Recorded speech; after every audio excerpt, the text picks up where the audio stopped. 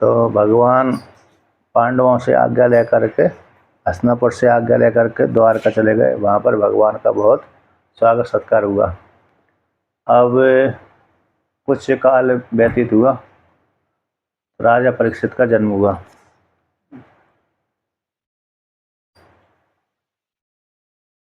अच्छा, राजा परीक्षित का जन्म हुआ तो उसको युधिष्ठिर महाराज ने, राजा जिस काल में परीक्षित हुए, राजा परीक्षित का जिस काल में जन्म हुआ, युधिष्ठिर महाराज ने ब्राह्मणों को बहुत सोना चांदी हीरे मोती गौ भूमि आदि दान दिए। तो उसमें राजा परीक्षित का नामकरण संस्कार हुआ तो विष्णुरात उनका नाम रखा। और 12 स्कंद है ना, अच्छा थोड़ा बता दिया था। तो कहते हैं उनका युधिष्ठिर महाराज ने पूछा कि इसके लक्षण कैसे हैं, क्या हमारी कुल परंपरा के अनुसार ये पालन करेगा कि नहीं करेगा। उनके महाराज ये इक्ष्वाकु के जैसा प्रजा का पालन करेगा, राम जी के जैसा ब्राह्मण भक्त और सत्य प्रतिज्ञा वाला होगा, और धनुर्धारियों में अर्जुन के समान और सहस्रार्जुन के समान। अच्छा, सहस्रार्जुन भी धनुर्धारियों में श्रेष्ठ था, तभी इसलिए 2 नाम लिए, सहस्त्रबाहु अर्जुन और अपने दादा पार्थ यानी अर्जुन के समान होगा। और कहते हैं यहाँ पर ये सारी अग्नि के समान दुर्धर्ष होगा, समुद्र समान दुस्तर हो गया। अग्नि के समान दुर्धर्ष, समुद्र के समान दुस्तर होगा, और सिंह के समान इसमें पराक्रमी होगा। हिमाचल के समान तरह से आश्रय लेने के योग्य होगा।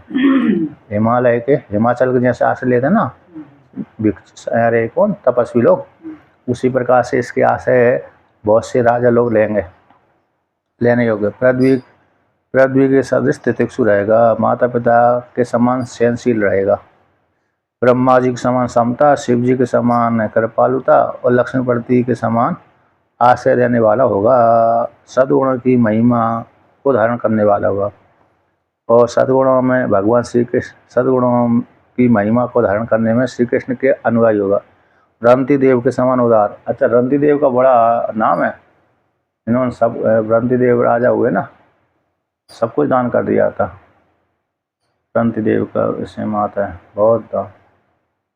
हाँ, उन्होंने अपने राष्ट्रीय यज्ञ कर दिया, सब कुछ दान कर दिया। भोजन के लिए रास्ते बैठ जाते थे, और आकाशवृत्ति से कोई आ गया तो दे दिया, कभी 10 दिन के बाद, कभी 15 दिन के बाद, कभी मैं एक बार तो 48 दिन के बाद भोजन मिला। उसी में देवताओं ने परीक्षा ले ली। तो पहले चांडाल आ गया, उसको भोजन करा दिया। पहले ब्राह्मण आ गया, उसको भोजन करा दिया, देवता ही ब्राह्मण बनकर। दूसरे नंबर चांडाल आ गया, उसको करा दिया। तीसरे नंबर पर चांडाल कुत्ता भी लेके आया तो उसको करा दिया, अन्य को करा दिया, कुछ बचा ही नहीं। तो फिर भी उनके मन में कोई विकृति नहीं आई। तो पूरे परिवार 48 दिनों के बाद तो भोजन मिला था, और पूरे परिवार ऐसे ही बिना भोजन किए रह गया। मन में विकार नहीं आया तो सारे देवता प्रसन्न हो गए। तो इसलिए नवदाष्टक में रविंदु रंती देव देवराज सर्वदेव रंती देव आते हैं। तो रंती देव के जैसे उदार रहेगा, याति के समान धार्मिक रहेगा, और श्री कृष्ण के प्रति दृढ़ निष्ठा वाला रहेगा। और प्रहलाद के समान श्री कृष्ण के प्रति दृढ़ निष्ठा वाला हो जाता है। प्रहलाद जी के भगवान विष्णु के प्रति दृढ़ निष्ठा है ना, उसी प्रकार इसकी दृष्टा रहेगी।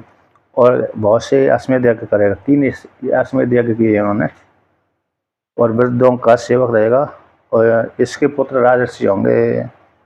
और कहते हैं यहाँ पर राजर्षि नाम जनिता शास्त्रा च उत्पत्ति गामी नाम निगृता कले रेशा भुवो धर्म से कारणात।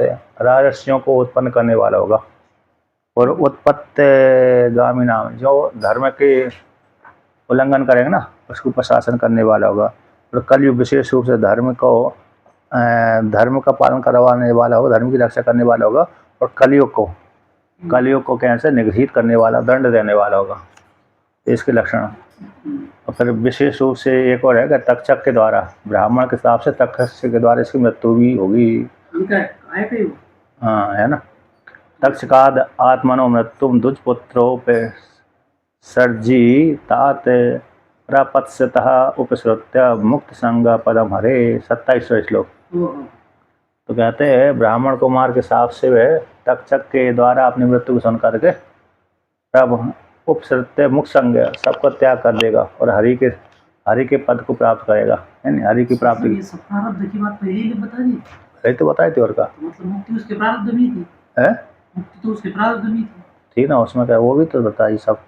हम लोगों के प्रारब्ध में क्यों नहीं बताते? तो आपने पूछे नहीं होगा ज्योतिष से, आप अपनी कुंडली बनवाइए ज्योतिष से, पूरा ग्रह नक्षत्र अरे एक एक समय होना चाहिए को, मतलब आपको ग्रह मतलब किस दिन हुआ है इतना अकेला मालूम होना चाहिए, दिन और तिथि, दिन हो मान तिथि होना चाहिए, समय होना चाहिए, किस समय पैदा हुआ है, बस उसी को अनुसार बना देगा ज्योतिषकार। जो अच्छा ज्योतिष वाला होता है ना वो बना देगा आपके जीवन में क्या क्या घटना घटेगी, आपको सारे गुण दोष सारे बता देगा। लेकिन आपको सीधा सीधा आपको ये देना पड़ेगी, उसको तिथि देना पड़ेगी, तिथि और समय देना पड़ेगी। मुक्ति कहा जाता है और उसमें आपकी कैसी भाग्य रेखा होगी, मतलब कैसी होगी उसके अनुसार वो बता देंगे। अब उस कुंडली के जैसे योग बनेंगे उसी प्रकार आप जीवन में घटना घटेगी।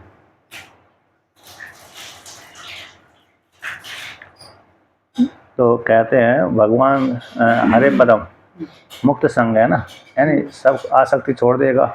जैसे उपसृत्य सुन करके, जैसे अरे ये सुनेगा, सुनने के पश्चात क्या हो जाएगा, दुष्पुत्र के सर्जिता आते हैं ना, तो दुष्पुत्र के द्वारा श्राप से, ऐसे श्राप के द्वारा अपनी आत्मा की मृत्यु किससे, तक्षक के हाथ से होगी, तक्षक के द्वारा, तक्षक के डसने से मेरी मृत्यु, ऐसे सुन करके तो कहते सबका त्याग करके, मुक्त संग का त्याग करके हरि के पद को ग्रहण करेगा, हरि के पद को चरणों को चढ़ लेगा।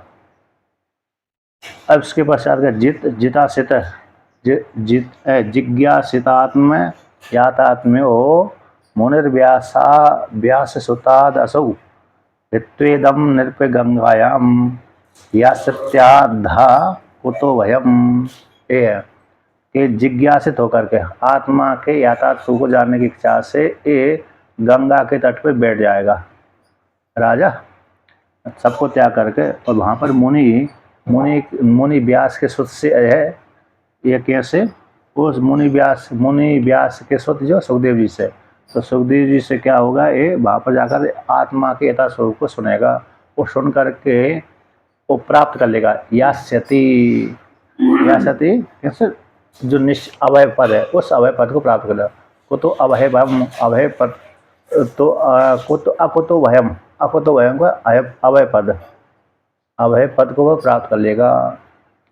इस प्रकार से गंगा शरीर को त्याग देगा, तो इदम जो दृश्यमान वो है शरीर है, इसको भी यार त्याग देगा, गंगा के तट पर जाकर के शरीर को त्याग देगा और उससे पहले ही मोक्ष पद को प्राप्त कर लेगा, मोक्ष पद को ही प्राप्त कर लेगा और शरीर को गंगा के तट पर छोड़ देगा।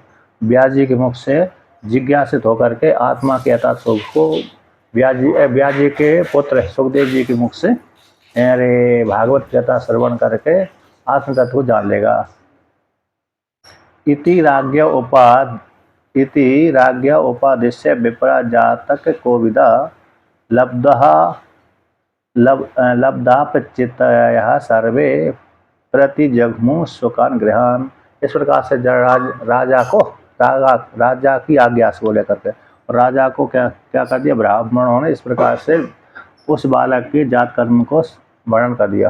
ज्योतिष शास्त्र के विशेषज्ञों ने राजा श्रेष्ठ को इस प्रकार से बालक के जन्म लगने के जातक को विदा ना, तो जात लगने को जानने वाले, मतलब भविष्य में ज्योतिष शास्त्र को अच्छी प्रकार से जानने वाले उन लोगों ने, ब्राह्मणों ने इस प्रकार से भविष्य इसके जात कर्म को देख करके, ग्रह नक्षत्र आदि को देख करके उसके भविष्य का वर्णन कर दिया।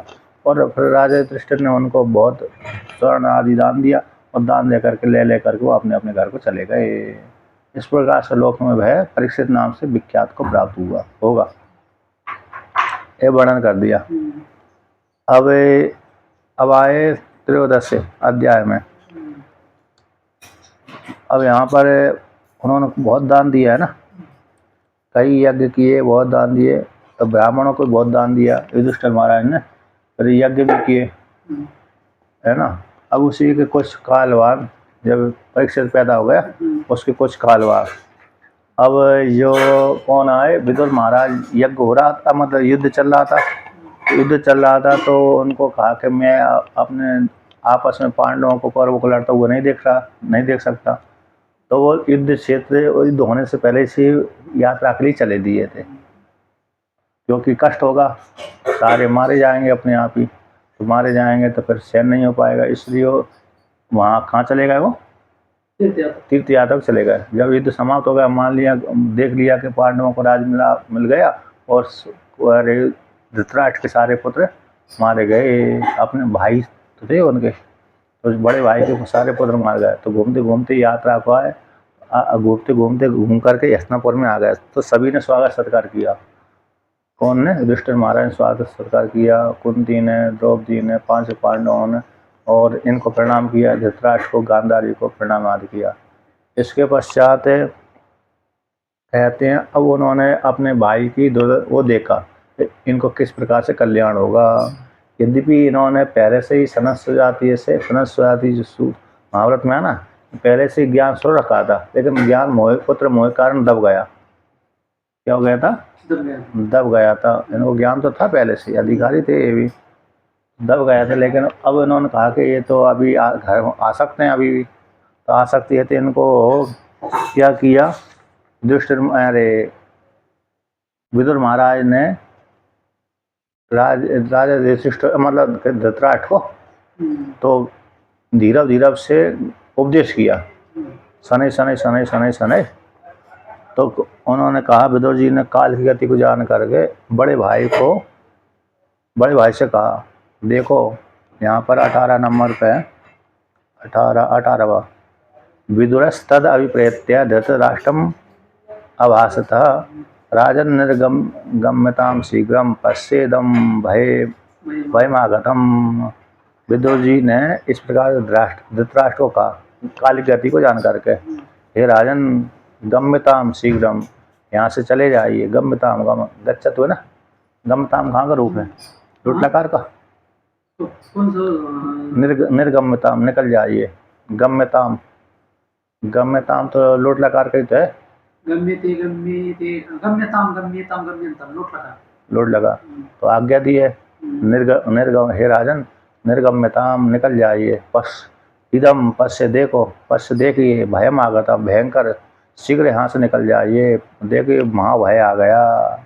इस प्रकार से उनको झटपट यहाँ से मतलब राजा तो युधिष्ठिर महाराज थे, उनके हाथ में तो राज नहीं था, क्योंकि मिल गया, दुर्योधन मारा गया, त्याग पत्र भी दे दिया, राज्याभिषेक हो ही गया था युधिष्ठिर महाराज का। उन्होंने कहा, राजन अब यहाँ से चले जाइए। तो क्योंकि उन्होंने देखे अभी इनकी आसक्ति बनी हुई है, पुत्र मोह के कारण। तो पुत्र तो मोह था इनका, लेकिन पुत्र मोह होने के बाद भी एक राज का मोह भी रहा इनके मन में। तो राज का मोह होने के कारण छोड़ ही नहीं पाए राज, मतलब वहाँ को युधिष्ठिर महाराज हस्तिनापुर नहीं छोड़ पाए।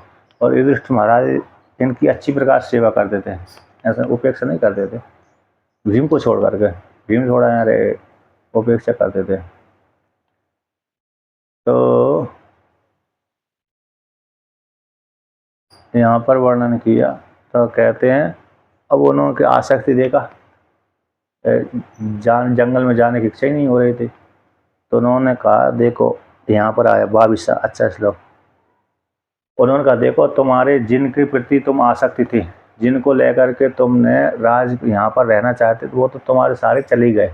जिन पुत्रों को लेकर के तुमको आसक्ति होना चाहिए थी, वो सारे पुत्र पत्नी आदि, पुत्र आदि तो कहते मारे गए, तुम भाई बंधु आदि मर गए। भ्रातृ सुहृत पुत्र हतास्ते विगतम भया आत्मा च जरया ग्रस्ता पर गेहम उपाससे। 21वां है, आपके भाई है, पिता है ना, पिता यानी भीष्मपितामह, और भीष्मपितामह से भी उनके चाचा भाईली का आदि, वो भी भ्रातृगण थे, सुहृदगण पुत्र थे, ये सारे हता। और आपकी वय नहीं आयु, और आपकी आयु चली गई, और आत्मा जरा से ग्रस्त हो गए। अब क्यों पर घर, दूसरे घर में आप निवास कर रहे हो? पर गे हम उपास से दूसरे घर में। क्यों दूसरे घर कौन सो गया? क्योंकि अब युधिष्ठिर महाराज राजा बन गए, यद्यपि दूसरे का घर नहीं है, उनका ही है, लेकिन फिर भी बैराग दिलाने के लिए दूसरे घर बोल दिया। और दूसरा फिर ऐसा भी हो गया कि बंटवारा हो गया था, राज को अलग अलग राज भी हो गए थे, इन्होंने उनको अलग राज बना दिया, लेकिन छीन लेने के कारण मजबूरी में लड़ना पड़ी। यदि नहीं छीनते तो अलग अलग दोनों ही राज करते, लेकिन छीन लिया। तो इसलिए आपके कैसे पर गए, दूसरे घर में क्यों निवास कर रहे हो? अभी यहाँ पर एक अच्छी बात कर रहे हैं, ऐसे एक तो बैराग दिला दिया, पर गए दूसरे घर में क्यों पड़े हो? तो कैसे पड़े हुए? मतलब पराए घर में बुढ़ापे का शिकार भी हो गए, जरा से युक्त हो गए, और अपनी आत्मा शरीर जरा से ग्रस्त हो गए। अब दूसरे घर में नहीं रहना चाहिए, लेकिन फिर भी पड़े हुए। तो कहते हैं अहो महीयसी जंतोर जीविता सा यया भवान भीमा पे वर्जितम पिंडम आदत्ते ग्रह पालवत। देखिए ये सुंदर श्लोक है। अहो महीयसी, अहो बड़ा आश्चर्य जंतु की। क्या आश्चर्य भाई? कि जंतु के जीवित की आशा के विषय में क्या कहना, जंतु जीव की जीवित रहने की आशा क्या कहना, जो भीम के द्वारा अपवर्जितम पिंडम, निकृष्ट भीम के द्वारा ना, अपवर्जितम पिंडम, पिंडम यानी रोटी का टुकड़ा, पिंड वही है रोटी का टुकड़ा, जो भीम के द्वारा दूषित है, उसको आप खा रहे हो। भयंकर है ना, भीम का दिया वो टुकड़ा भीम के द्वारा निंदित है ना, अपवर्जित का अर्थ निंदित कर दिया। तो भीम के द्वारा जो निंदित है पिंड, उसको आप आदत्ते ग्रहण कर रहे हो। कैसे? ग्रह पालवत। तो जैसे घर का स्वामी कुत्ते को रोटी डाल दे ना, ग्रह पालवत का अर्थ होगा दृष्टांत है। जैसे घर का स्वामी कुत्ते को टुकड़े डालता है, उसी प्रकार से भीम के द्वारा दिया टुकड़े को आप खा रहे हैं। अब ऐसी भयंकर बात बोल दिया, तो इस बात को सुन करके तो कहते हैं बैरागी हो जाता है। फिर उन्होंने उनके दोस्त दिखा दिए। कौन के? अरे धृतराष्ट्र के दोस्त दिखा दिए। देखो तुमने उन लोगों के साथ कितना कितना अत्याचार किया था। अग्निर्निसृष्टो दत्तश्च गर्भोदाराश्च दूषितः हृतम क्षेत्रम धनम येषाम तद्दत्तैरसुभिः क्रियते। एक तो आपने आग जला कर मरवा दिया था, अग्नि निसृष्ट निकलवा दिया था, राज से निकलवा दिया कहते। और गरोदत्तश्च, कहते हैं गर यानी विष को दे दिया था, भीम को मारा था। अग्नि को जला दिया लाक्षागृह में, और निसृष्ट राज से बहिष्कृत करवा दिया, निकाल दिया जुआ के माध्यम से, और विष को दे दिया, और दारा को दूषित कर दिया, द्रौपदी को। अच्छा वहाँ पर ये आया, दारा को दूषित नहीं करते, मतलब स्पर्श नहीं करते तो संतान और भी पैदा हो सकती थी, ऐसा भी है। तो जब दूसरे पकड़ लिया ना उन्होंने, तो भीम कहता अब हमारा संतान भी पैदा नहीं होगी, ऐसा बोला था उसने भीम ने। जब तक मतलब दूसरे नहीं स्पर्श किया था, तब तक संतान हो सकता, पैदा और भी करते, लेकिन उसने भीम ने कह दिया कि हमारे द्रौपदी को दूषित कर दिया, अब संतान भी पैदा नहीं हो सकती, ऐसा तो भीम बोल रहा था। तो कहते हैं कृतम क्षेत्रम, और कहते हैं क्षेत्र को हरण कर लिया, धन को हरण कर लिया, ये सब जिनका क्षेत्र धन सारा हरण कर लिया। और कहते हैं जिनको निकाल लिया, ये सब जिनके द्वारा जिनका सब कुछ हरण कर लिया, और तद्दत्ते ही उनके द्वारा दिया गया अश्वों को, अश्विन प्राणों को आपको पोषण कर रहे हैं, जिनका सब कुछ हरण कर लिया, और उनके द्वारा अन्न के द्वारा अपने प्राणों को पाल रहे हैं। इस प्रकार से तद्दत्ते उनके द्वारा दिए गए अश्वों के द्वारा किया पाल रहे हैं। बड़ा आश्चर्य है। कैसा है? बड़ा आश्चर्य है। जीव की आशा, जीने की आशा कितनी बड़ी प्रबल होती है कि तो निंदित होकर के भी भोजन करता ही है। अभी भी करते हैं ना लोग, अभी भी बहुत भी करते हैं। जो गाँव होते हैं ना, जो लोग अभी भी करते हैं, अभी भी जिनमें स्वाभिमान नहीं होता ना, वो अभी भी करते हैं। कोई जैसे कहीं कहीं क्षेत्र में रहते हैं तो आपस में झगड़ा करते रहते हैं, और एक दूसरे को ताना मारते रहते हैं, काम मारते रहते हैं। ऋषिकेश में वाह वाह से तो है। रसोई बन कहा जगह है, सबका मरा है तो है। तो वहाँ पर निंदा करते रहते अन्य क्षेत्रों में। जो व्यक्ति को निकाल भी दिया जाता है भोजन करने से, फिर दूसरे गेट से जो घूमता है फिरता वही घुसता है, वो कहाँ स्वाभिमान है उसको। तो इस प्रकार से यहाँ पर वर्णन कर दिया। तो कहते हैं तस्यापि तब देहो अयम कृपणस्य जीव विशेषो परित्य निश्चितो जीर्णो जराया वैशिवा। अब जो भी है तस्यापि देह है आपका जो देह है ना, कैसे कृपण का, कृपण की जीने की बहुत इच्छा होती है। कृपण की कैसी होती है, अज्ञान की भी हद हो गया और कृपण की जीने की बहुत इच्छा होती है, ना चाहते हुए भी। अनिश्चितो जीर्णो जरा वैशी व कहते न चाहते हुए भी आपके ऊपर कैसे चढ़ गया, जीर्ण अवस्था की प्राप्ति हो रही है। और भी न चाहते, तो न चाहते हुए भी स्वयं न चाहते हुए भी क्या हो जाएगा, अरे शरीर को त्याग करना ही पड़ेगी। आप चाहो चाहे मत चाहो, अपने आप ही शरीर छूट ही जाएगा। इसलिए अच्छा है आत्मकल्याण करिए। इस प्रकार से तो वस्त्र की तरह है ना, बाष्यसेन वस्त्र, बास बोलम वस्त्र, पुराने वस्त्र के समान। तो जराया के द्वारा बाष्यवा, जैसे जीर्ण शीर्ण वस्त्र को त्याग दिया जाता है, उसी प्रकार न चाहते हुए भी ये शरीर को त्यागनी पड़ती है। इसलिए आप इस घर को मतलब राज को त्याग करके मतलब यहाँ से चले जाइए ऐसा, और उत्तर दिशा को चले जाइए। तो इस प्रकार से उन्होंने ज्ञान का उपदेश किया तो उनको लग गया। ग्रह काल दोष गिना दी ना कि आपने इस प्रकार से उनके कर्म सामने व्यवहार किया था। तो फिर उन्होंने क्या किया, रात्रि को ही मतलब अरे उनसे सुना तो सुबह सुबह ही निकल गए। कहाँ सुनोगा, सुबह सुबह ही उनके साथ मतलब विदुर जी के साथ चले गए। लेकिन युधिष्ठिर महाराज को नहीं बताया। तो देखा गांधारी ने देखा कि मेरे पति उदासीन हो गए, तो गांधारी भी चले गए। तो तीनों कौन चले गए, धृतराज, विदुर जी और गांधारी, तीनों ही कहाँ चले गए, उत्तर दिशा की ओर चले गए, यानी हरिद्वार में चले गए। हरिद्वार में जाकर सप्त सरोवर में जाकर एक कुटी में रहे। और रहे तो जैसे अब रहे तो अब किसी को बता के नहीं गए। अब वहाँ पर रहकर कुटी में रहे, तो कुटी में रह करके साधना करने लगे। 5 दिन में तो उनकी वही हो गया था, कुटी में आग लग गई थी, मोक्ष प्राप्त कर लिया था। अब सुबह यहाँ पर आए कौन, युधिष्ठिर महाराज, अपना नित्य कर्म करके उनके कमरे में आए दर्शन करने के लिए, प्रणाम आदि करके। तो वहाँ पर देखा कि अरे वो नहीं है, धृतराष्ट्र नहीं है।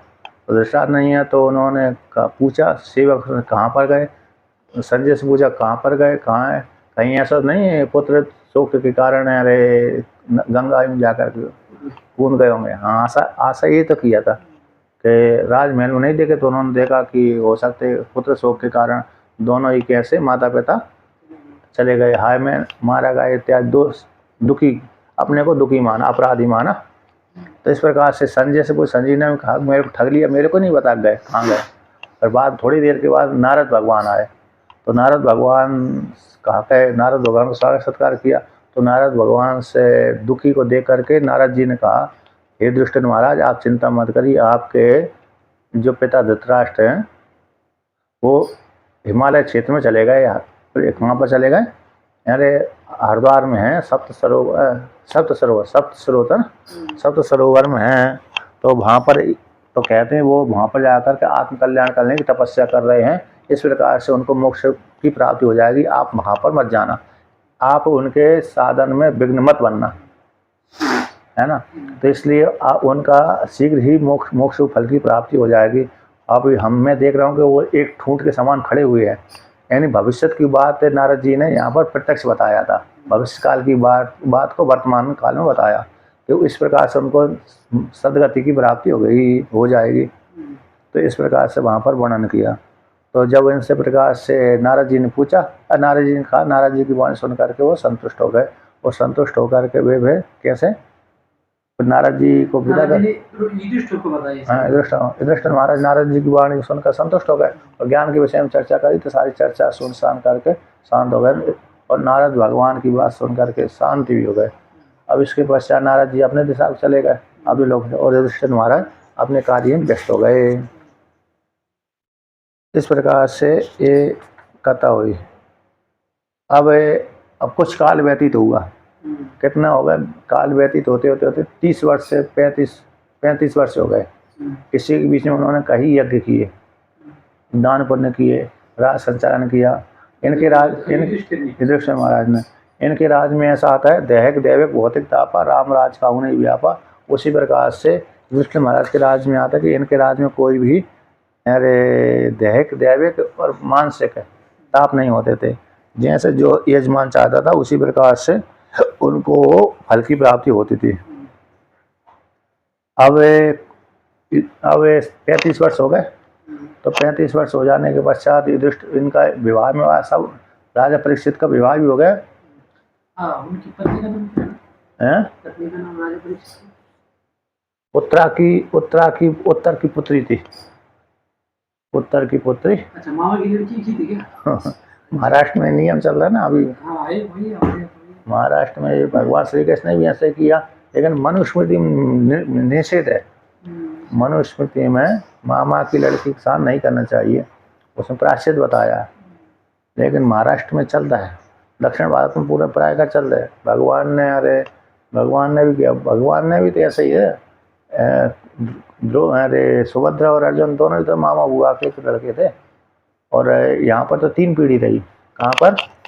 अरे श्री कृष्ण और रुक्मणी और उनका पुत्र और उसकी पुत्री, रुक्मणी का पुत्र और रुक्मी की पुत्री। अर्जुन ने सुभद्रा से विवाह किया ना। हाँ, तो अर्जुन के मामा की लड़की थी सुभद्रा। हाँ, मामा की तो लड़की थी। हाँ, मामा के बच्चे थे श्री कृष्ण और बलराम। हाँ, कुंती के भाई के बच्चे थे नहीं। हाँ, तो वही तो मामा की लड़की की थी। हाँ, और फिर उन्हीं के कुल में आगे परीक्षित ने भी मामा की लड़की से ही शादी की। उत्तर उसका मामा था। हाँ, उसी की लड़की थी। हाँ, विराट नरेश के पुत्र थे ना उत्तर। हाँ, विराट नरेश के उत्तर का मामा उसकी लड़की से शादी की। हाँ, फिर उससे जन्मेजय पैदा हुआ।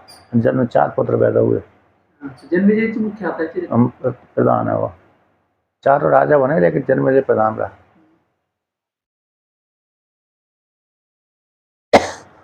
तो इस प्रकार से अब देखिए, विवाह आदि हो गए, बच्चे संतान आदि सारे पैदा हो गए, है ना। वो अपनी लीला कर रहा है, खेल रहा है। नहीं, सही। तो देखिए, अब 32 वर्ष हो गए, 30-32 वर्ष। अब अर्जुन को युधिष्ठिर महाराज ने कहाँ पर भेजा?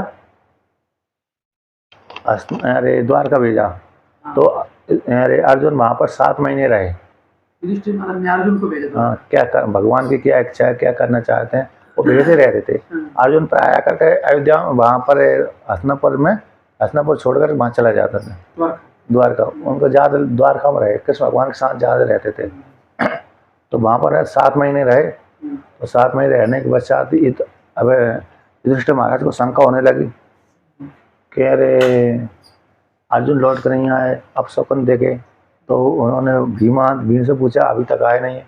तो उस जब शंका ज़्यादा हुई तो उसी समय अर्जुन भी आ गए। तो अर्जुन को देखा कि उदास मन है, उदासी को देख करके पहले कुछ कुशलसत है, कृष्ण भगवान कैसे, मामा कैसे, मामी कैसी है, बहन कैसी, मामी दोनों की, राजा के उग्रसेन राजा कैसे हैं, और मामा की सारी पत्नियां कैसी हैं। उग्रसेन तो यही थे ना, मथुरा तो राजा तो वहीं थे, वो थे अयोध्या द्वारका आगे। कृष्ण भगवान राजा थोड़ी थे। द्वारका में उग्रसेन को राजा बनाया था। हाँ, राजा तो वही थे।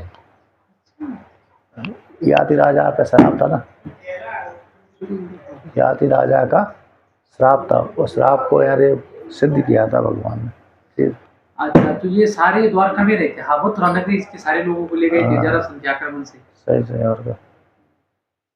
तो देखिए, अब वहाँ पर कहते हैं, तो वहाँ पर ले गए, ले जाने के पश्चात हाँ, तो अर्जुन को जब पूछा युधिष्ठिर ने, तो उन्होंने कहा पहले से तो अरे कई प्रश्न लगा दिए, मामा कैसे, मामी कैसी, भाई बंधु कैसे, सब कैसे, सामवादी कैसे। ऐसा पूछने के पश्चात अब उन्होंने कहा उत्तर दे ही नहीं रहे अर्जुन, तो वह आप ठीक तो है नहीं है। तो कई प्रश्नों की झड़ी लगा दी थी। तो अर्जुन कहा हमको ठग दिया। उन्होंने यहाँ पर वर्णन किया, कहीं अगम्य स्थिति के साथ गमन तो नहीं किया। अरे इस प्रकार से किसी ने असत्कार पूर्वक तो किसी ने आपका असत्कार तो नहीं किया, अपमान तो नहीं किया। अरे इस प्रकार से और दूसरी प्रकार से भोजन करने योग्य यहाँ पर वर्णन किया।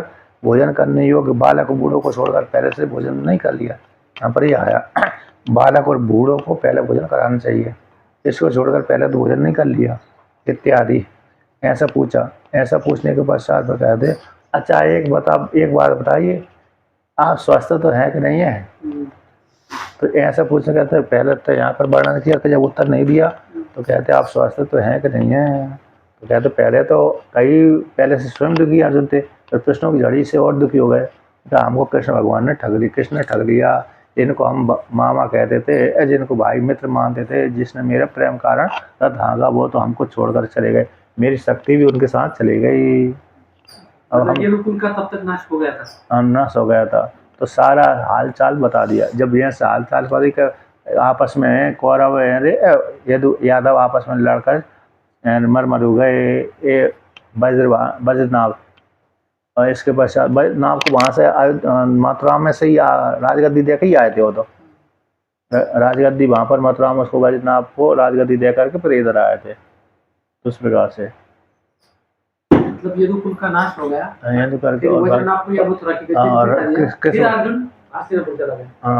कृष्ण भगवान की जितनी पत्नियां प्रधान थी उन्होंने अग्नि संस्कार करके पति लोग को चले गए और बाकी लेके आ गए थे। जो प्रधान पत्नियां थी वो तो पति लोग को गई, मतलब अग्नि संस्कार भगवान अर्जुन ने किया था सभी का, तो सभी पति लोग को प्राप्त हो गए, अग्नि में बैठ गई थी। और जो नहीं बैठी थी वो लेके आए थे। तो इस प्रकार जो बीच में जो अर्जुन के साथ युद्ध भी हुआ था भीलों के साथ, पिटाई नहीं हुई, हार गया था। मतलब ये श्रापित थी वो उस काल में। और जो भीलों ने लूटी ना, उसमें अगस्त ऋषि ने इन जो अष्टावक्र ऋषि ने उनको श्राप दिया था। जो लूटी हुई स्त्रियाँ थी वो अष्टावक्र मुनि के द्वारा श्रापित थी। आता तो अष्टावक्र मुनि वो अप्सराएं थी, अप्सराओं को श्राप दिया था। वही वहीं पर इसलिए अप्सराओं ने श्राप दिया था और वही लूटी गई। और वो इसीलिए लूटी गई। और अर्जुन का उसी काल शक्ति कुंठित हो गई थी। शक्ति यदि कुंठित नहीं हो तो मार देता सबको, वशीभूत कर देता। अस्त्र शस्त्र सारे गांडीव धनुष तो था उसके पास में, लेकिन जो शस्त्र विद्या थी वो भूल गया था। जैसे कर्ण के भूल गया ना, उसी प्रकार वो भूल गया था। तो इस प्रकार से व्यास जी ने कहा कि व्यास जी के पास में गया था, कहा मेरी सारी शक्ति ने कुंठित हो कैसे कारण हो गया? तो तुम्हारी कोई बात नहीं, जब अगला जन्म होगा फिर पुनः वो शक्ति तुम में आ जाएगी, ऐसा व्यास जी ने कहा। चिंता मत करिए। तो युधिष्ठिर महाराज से सारा हालचाल बता दिया। तो हालचाल बता दिया तो युधिष्ठिर महाराज ने भगवान के कृष्ण के चले जाने पर स्वयं ही बैराग धारण कर लिया। तो उन्होंने भी अपने सब को त्याग कर दिया और परीक्षित को राजगद्दी दे दी। परीक्षित को राजगद्दी दे दी तो देखा भीम ने देखा कि बड़े भाई तो सन्यासी बन गए, उन्होंने भी सन्यास ले लिया। अर्जुन ने भी नकुल सहदेव द्रौपदी ने देखा मेरे पति उदासीन हो गए तो उन्होंने भी सन्यास मतलब पति का अनुसरण किया। उस पांचों भाई कहाँ चले गए? उत्तर की ओर चले गए। द्रौपदी भी साथ गए। अच्छा वो अन्य स्त्रियाँ नहीं गई, अन्य जो सुभद्रा नहीं गई, हो सकता सुभद्रा तो इनके साथ, सुभद्रा का नहीं यहाँ प्रसंग नहीं आता। कृष्ण भगवान के साथ तो है जगन्नाथपुरी में, और क्योंकि ये तो यहीं थी तो इसलिए वो परीक्षित राजा रहा ना, इसके कारण नहीं गई होगी। और उत्तरा तो रही थी, उत्तरा तो उसकी वो थी, इसलिए वो नहीं गई कहीं। तो सुभद्रा आदि यहीं रहे। और अन्य पत्नियों ने गमन नहीं किया साथ साथ, लेकिन द्रौपदी और पांचों पांडव इनका ही प्रसंग आता है। इस प्रकार से ये सारे कैसे उत्तर में जाकर के शरीर छोड़ दिया है ना। इसको क्या बोलते हैं? अरे महाप्रस्थान, महाप्रयाण करके इन्होंने अपना शरीर छोड़ दिया, यानी मृत्यु की कामना कर। इस प्रकार से तो एक विधि हो गई है। इन नियम के कोई व्यक्ति का शरीर छोड़ना चाहते तो इस प्रकार छोड़ सकते हैं। हिमालय में क्षेत्र में जाकर तीर्थ क्षेत्र में जाकर के अन्न का त्याग करके पहाड़ के ऊपर से गिर करके, अन्न का त्याग करके पहाड़ के ऊपर करके, पहाड़ के ऊपर से गंगा जी में तो वहाँ प्रयागराज का है, सभी जगह का नहीं है। इसमें जा रहे हैं? ऋषिकेश में जाते हैं। ऋषिकेश में जाते हैं तो प्रयागराज का विशेष है, प्रयागराज में दोष नहीं लगता। अच्छा, गंगा जी में प्रवेश कर सकते हैं। हाँ, एक चलने से तो वो तो पहाड़ से पहाड़ का सभी जगह पहाड़ पे नहीं, गंगा जहाँ जी में और एक अन्य जल त्याग करते अन्न जल का त्याग करके, और हिमालय क्षेत्र में जाते जाते जाते जहाँ तक जा हैं। शंकराचार्य का ऊपर जा गए हैं ना, शंकराचार्य भगवान तो अदृश्य हो गए थे, वो अदृश्य हुए शरीर नहीं गिरा। उनका नहीं, वो अदृश्य हो गए थे, हिमालय क्षेत्र में जाकर के अदृश्य हो गए। लेकिन जाते जाते ये सारी स्थापना करके आगे चले गए क्या? कौन जैसे ऋषिकेश में भरत भगवान की स्थापना की है? शंकराचार्य, बद्रीनाथ में जो कुंड में डाला गया था भगवान के लिए, वो तो पहले, बहुत पहले स्थापित हो गए थे मंदिर। वही स्थापना किया था। हाँ, वो तो दिग्विजय के काल में, वो तो बहुत अच्छा, दिग्विजय के काल में हमारे स्थापना, नहीं, दिग्विजय से पहले ही। दिग्विजय से पहले हाँ, दिग्विजय काल में उसी में क्षेत्र में जाते हैं दिग्विजय। लास्ट में जब गए तो दोबारा गए उत्तर में। हाँ, और क्या, वो कहाँ तक गए गए ये कोई मिलता है? बद्रीनाथ केदारनाथ तक, केदारनाथ से आगे चले गए थे।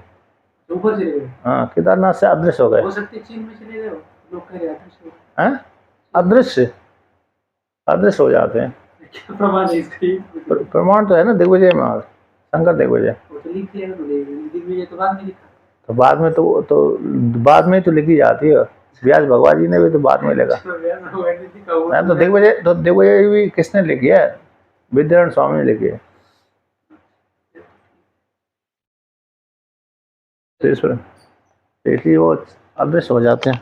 तो वैसे भी अरे वो तो आकाश में उड़ने वाले थे शंकराचार्य भगवान। मैं सोचा वो क्योंकि 32 साल के थे गए थे, जवान थे, मैं सोचा बॉर्डर पर पे चीन में नहीं चले गए वो। चीन में जा करके वो तो उनके शिष्यों के साथ लेके जाते। वो अकेले गए थे, इसीलिए तो डाउट हो रहा है शीशे का साथ लेकर पोल खुल जाती, आगे एक आध से हुई। नहीं, वो तो अदृश्य। और जब भविष्य पुराण शीशे की, चार थे उनके, चारों पे चार गद्दी पे बिठा दिए, हाँ, फिर अकेले चले गए, जवान थे। मुझे डाउट आया कि वो कोई बॉर्डर पर करके चीन में दूर जाके बैठ गए। तो देखिए अभी ये हो गया। लेकिन आप कह रहे विद्यारण्य स्वामी ने लिखा है कि अदृश्य हो गए, तो फिर मानना पड़ेगा क्योंकि विद्यारण्य स्वामी कोई सामान्य नहीं। ऐसा कुछ प्रमाण होना चाहिए, ये क्या व्यक्ति प्रमाण नास्ति शास्त्र में प्रमाण। तो विद्यारण्य ठीक ही है।